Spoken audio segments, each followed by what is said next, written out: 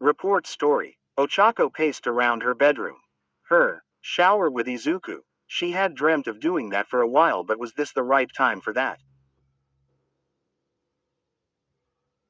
She didn't mean to bring that up, she just happened to blurt that out. Is this just the universe telling her this is the right thing to do? How was this the right thing to do? She heard the ruffling of clothes coming from the bathroom. Izuku was seriously okay with this. He didn't question it at all. What did he actually want to talk about? What was she supposed to do here? Ochaco rubbed her head vigorously with both her hands, messing up her hair. This was too much of an emotional burden today. One for all, gaslighter, Izuku. She didn't care about Izuku's quirk, or how he got it, or even what it meant for them anymore. She just wanted them to be okay. She looked over at the bathroom door. She heard the shower turn on. Maybe this would help. Both in an uncomfortable situation, bringing them down a peg from their anger. Ochaco took a deep breath. She was supposed to be following her heart, right? That's what she told herself since that day on the beach. Nothing had changed since then. Ochaco took a deep breath and barged into the bathroom with more force than she intended. Ochaco, is that you? Are you getting ready? Izuku called out from the shower door. The bathroom and the shower room were two separate rooms. Though small individually, it was a fairly decent-sized bathroom and washroom for one. Though for two it would definitely be a bit personal. Why, yay. Be in there in ASS second, okay. Ochaco called out nervously. Ochaco brought her shaky hands to the bottom of her shirt. For us, for us, for us. Of course she had wanted to do this for a while now. Part of her couldn't help admit that this was a dream come true. If only it wasn't under these circumstances. She slowly lifted her shirt over her head. All right, one article of clothing off. She then brought her hands to her waist and stopped. Her hands were shaking even more now and her face was burning. Could she do this? This was way too embarrassing. Izuku, maybe I'll just. Suddenly saw the shadow of a toned body on the other side of the door. You not coming in? Izuku asked, apparently now sitting on a stool to wash his hair. I'm absolutely coming in there, Ochaco said with a newfound determination and goal. Ochaco finished undressing at light speed and wrapped a towel around herself. She walked in front of the door and took a deep breath. For the Vi cough to fix our relationship, she said quietly to herself before walking into the steamy washroom. The white steam floated peacefully around. The tub was full of hot water and Izuku had the shower off. Izuku had been sitting on the stool scrubbing his hair. Ochaco stared at Izuku's back muscles, entranced by them, his arms slightly flexing from him raising them, the water shining off his skin.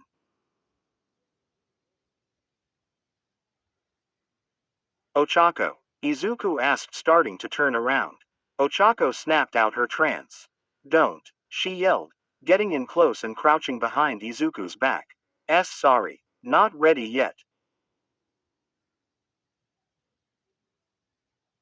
Ochaco said. She felt something shiver. She looked and saw she had placed her hands on his back. Sorry, it's fine. I don't mind it, really, Izuku said, trying to focus on washing his hair.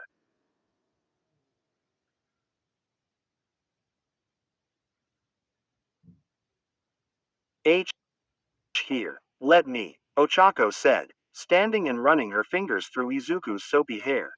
Promoted stories. You'll also like. I hate and love you. 258k 4.6 con. IzuOcha fanfiction where Deku and Uraraka had a fight in kindergarten which led to something worse. But maybe they can be friends or perhaps more. Non-quirko.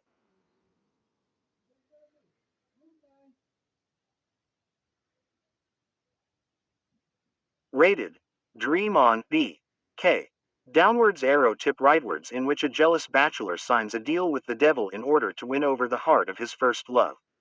Katsuki Bakugo has loved the PR. Villain Deku 11K 260 Izuku was just 14 when he met All Might and asked if he can be a hero, but All Might crushes his dreams and left him on a rooftop. What All Might didn't. Golden, Hispanic, Latina. Femme. Reader. Ex-Izuku, heiress to the richest company in the world. The government of Japan has good relationships with your grandfather. It was the duty of the government to save. There's something up with Izuku Midoriya. Midoriya had watched his mentor fight for his life and end up using the last of his power.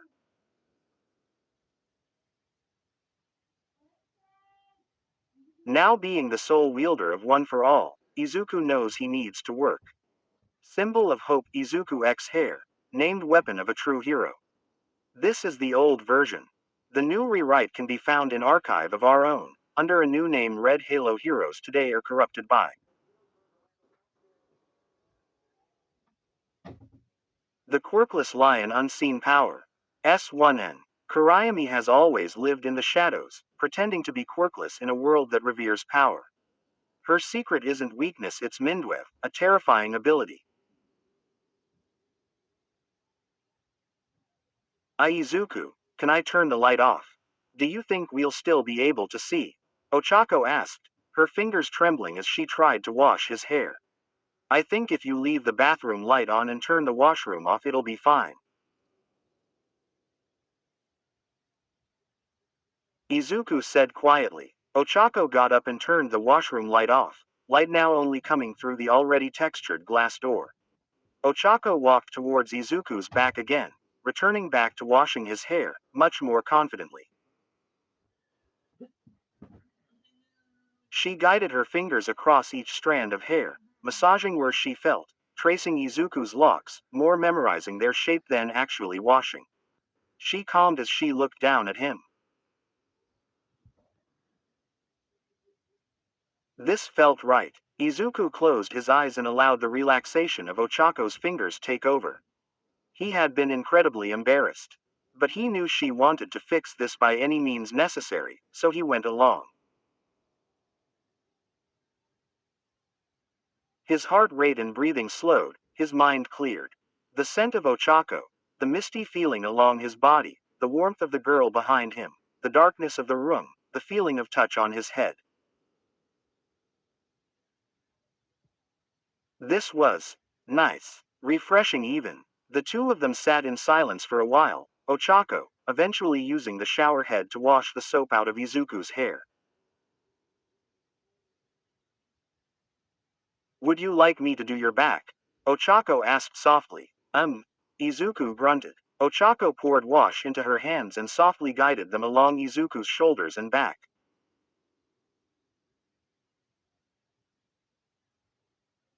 Ochaco. Yes, Izuku. Quote dot dot dot dot.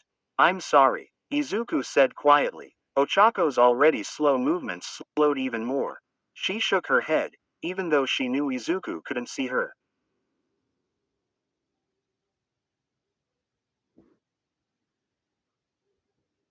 No, I was the one who tricked you. I should have accepted that you have your own secrets to keep. She said, looking down. I don't want to keep secrets from you at all, Ochaco. That was the only one I felt had to stay hidden. I haven't hid anything else from you. In fact, I really wanted to tell you. I didn't put enough effort in though. I should have asked All Might sooner. Izuku looked up at the dark mirror, barely seeing himself in it but making out the green of his own eyes. It's something you had a right to know. Especially being together with me.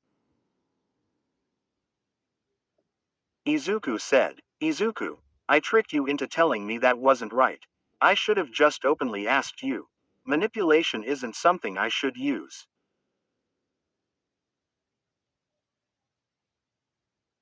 I was worse. I treated you so wrongly. I gave you such a cold shoulder, ignored you, even yelled at you when you came to save me. You came to help me with gaslighter, and all I could do was be upset and frustrated. You even followed me around to be sure I was okay. Izuku countered, bringing his hands together and bringing them up to his forehead. Ochaco felt tears welling up. It wasn't the fact he lost his quirk, or not being able to join the mission to catch Gaslighter, that was affecting Izuku the most.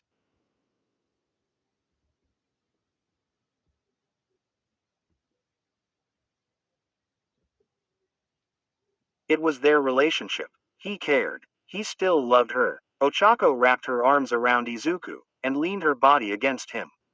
We both messed up, and I'm sure we'll fight like this again. But, Izu, I just want to be with you no matter what. I don't care what happened. I don't care what danger your quirk puts us through. Heck, I don't care if your quirk doesn't return. I don't care about any of that.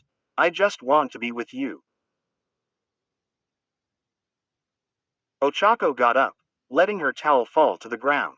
She walked around Izuku and sat in his lap, facing his front, and pulled his head into her chest. Ocha, I'm not going anywhere, so you better not go anywhere either. Got that? Ochako more said than asked.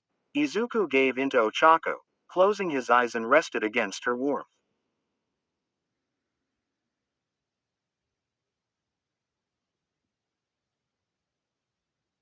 He placed his hands on her bare back and the two sat in silence. Did you finish Aries' bed? Ochako asked. It's done. Just need to get the mattress. It's amazing how the frame got there that fast and the mattress didn't. Izuku and Ochako chuckled to themselves. They were sitting together in the bath, Izuku's back against the tub, Ochako's back against Izuku's chest.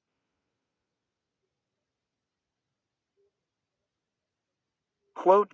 Izuku, I'm staying with you no matter what. But do you think your quirk will be okay? She asked, looking back at him. One for all is really important, right? What if it's gone? Will you be in trouble?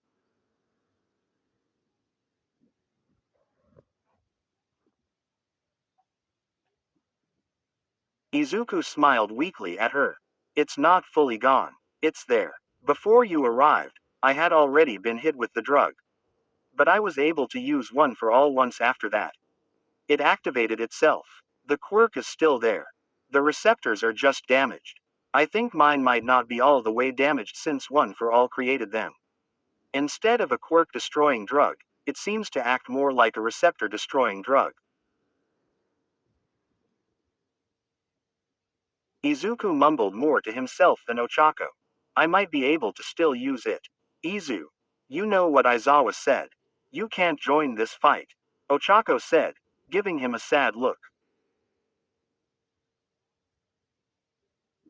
Izuku's face fell slightly. Boot, you get to watch Eri now. You've always wanted to be able to spend more time with her. You're like her dad now. Ozako said with a giggle, trying to raise the mood. Izuku pondered that for a second. I guess that makes you a mom then, huh? Izuku said with a nervous smile. Ochako blushed. Heavy. Izuku, while blushing, was cheering on the inside, proud of himself for finally saying something witty.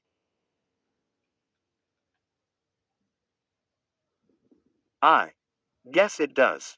Turning back away, Izuku's heart stopped. He didn't expect her to respond back. The two eventually got out the shower, dried themselves off, and made their way to the bed without getting dressed, turning the lights off. Izuku and Ochako stared into each other's eyes as they lay. Not able to sleep, Izuku asked softly. Ochako shook her head. I'm too happy, she said. About what? Izuku asked. Suddenly Ochako's eyes began to water. Izuku propped himself up on his elbow. Ocha, what's wrong? He asked worriedly. Tears were streaming down Ochako's face as she took deep breaths, trying to keep it in.